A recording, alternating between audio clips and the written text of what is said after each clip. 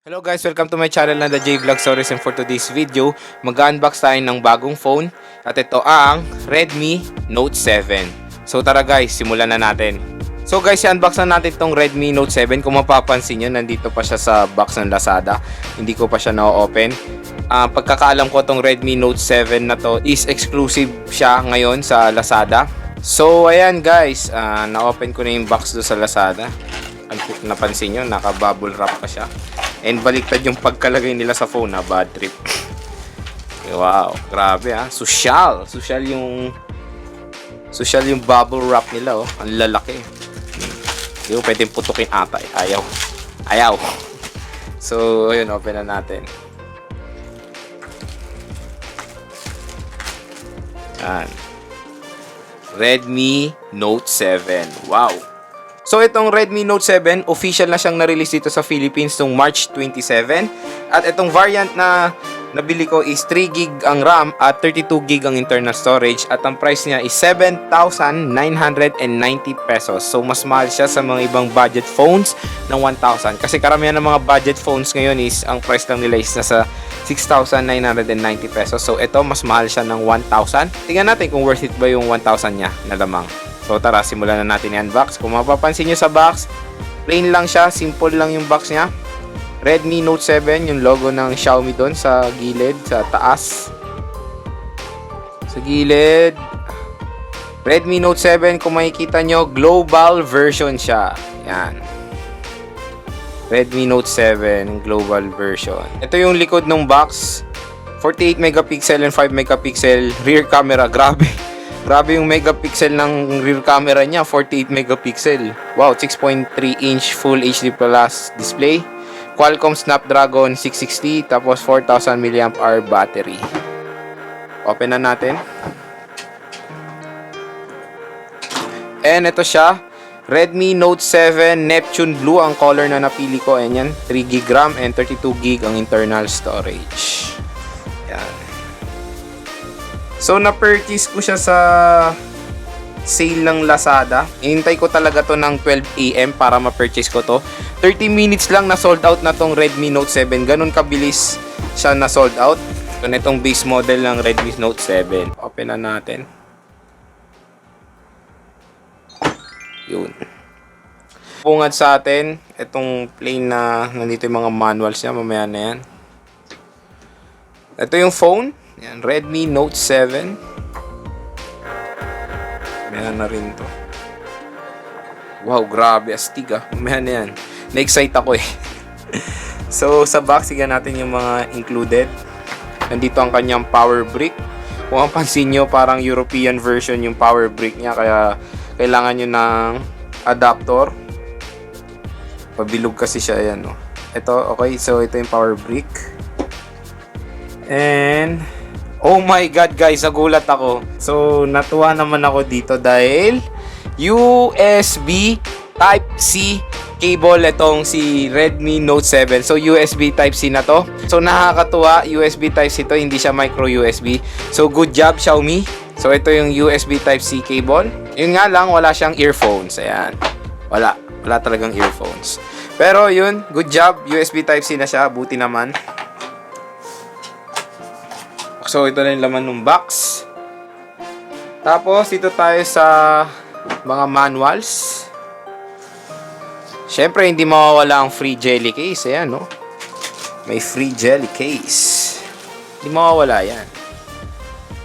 Parang itong jelly case na ito, sobrang lambot compared dun sa mga ibang phones. Ayan, no? Sobrang lambot ng jelly case na ito. And, of course, user guide. Ayan. Warranty card. So, yun lahat yung content ng box. And ito yung jelly case niya. Punta na tayo sa phone.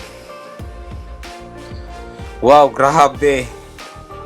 Hindi ko alam kung glass ba to or plastic. Research ko yan. Pero parang plastic siya eh. Pero tignan natin.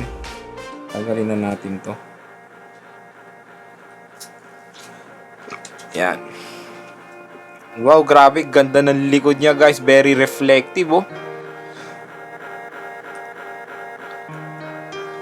Yan. Magandang tunog yun. Wow, grabe ang cool. 8,000 pesos lang to guys, pero napakaganda ng phone na to. Para na siyang mid-range. So ayan yung likod niya kung mapapansin nyo. 48 megapixel dual camera. Grabe. 48 megapixel Buksan na natin. Ito yung Neptune Blue. Habang nag-open, ito muna tayo sa mga physical buttons niya. Sa gilid, nandito ang power button. Ayan. Tapos, yung volume rocker, nandito rin. Sa taas, nandito ang kanyang 3.5mm headphone jack. Tsaka yung color block dyan. Ewan ko, parang infrared yan. Tapos, yung microphone. Dito naman sa isang gilid, nandito ang kanyang SIM card slot. Tingnan natin guys kung hybrid ba siya or hindi. So guys, ayun. Hybrid SIM card slot itong si Redmi Note 7. So yung isang SIM, nano SIM card, tapos yung pangalawa, it's either micro SD card or SIM 2. Yan, hybrid to.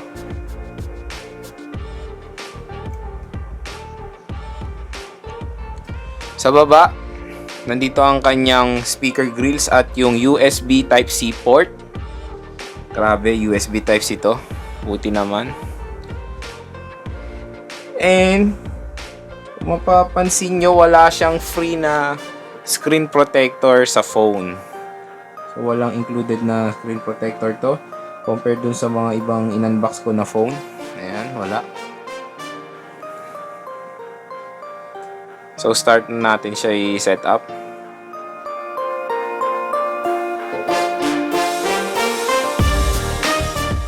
So, ayan guys, setup complete.